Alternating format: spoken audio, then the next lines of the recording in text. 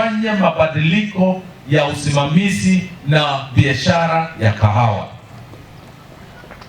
Hiyo ndio sababu niko hapa, na tumetembea Kenya nzima sababu tunataka Kenya yenye usawa.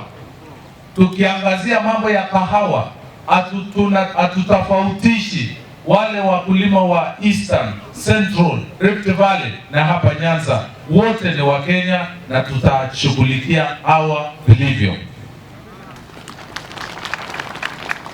So Kenya must change, and it can only change by improving the welfare of those at the bottom, and specifically those engaged in cash cropping. Coffee farming now is becoming profitable. The price per kilo, looking at the New York Coffee Exchange, looking at Nairobi Coffee Exchange, coffee is no longer the same. It's now black gold. Ile mabadiliko tunataka kuleta ni kupunguza ile tofauti ya mwenye anakunywa kahawa, mwenye ananunua kahawa na mwenye analima kahawa iwe karibu, ndio mkulima apate faida kubwa sana. Sima kitu ya kwanza, tulipe mkulima vizuri, na ndio maana tukakuja na bei ambayo itakuwa gharamia mkulima kulima kahawa na kujimudu kimaisha. Kujilipia fees, kujilipia kama ako na mgonjwa ama ni nini chochote ambayo wanahitaji, ajimudu kwa ile bei. Na tukasongesha bei kuanzia mahali tulikuwa shilingi 20 kwa kilo, tukaongeza juu. Sasa katika hii mabadiliko tumesajili kampuni ama shirika 14, 14 unions have been licensed to represent farmers at the Nairobi Coffee Exchange.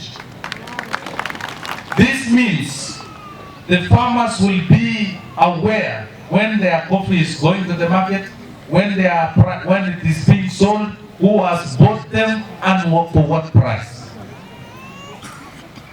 Zamani ulikuwa unapeana kahawa yako na ujui imeenda na nani na italipwa lini. Unaomba Mungu ile siku itafika. Sasa tunasema among these 14 cooperative unions participating at the Nairobi Coffee Exchange, muna uhuru wa kujiondoa kutoka soko kama bei ni mbaya hamutakubaliana, na mko na uhuru wa kukubali bei kama iko juu. Zamani mkulima mwenye kahawa hakuwa anauliza swali. Mtu anabeba kahawa, anauza kwa ile bei anataka, anakuletea tu ile pesa imebaki. Sasa tunasema mkulima apeane ruhusa ya ile bei ya kahawa, ndio tuanze kumanage our cartels ambao wamekandamiza wakulima kwa miaka mingi sana. Tumefanya hesabu ya ile gharama mkulima anapitia, ile mkulima anatumia kujimudu kimaisha, na tumekuja na bei ya shilingi 80.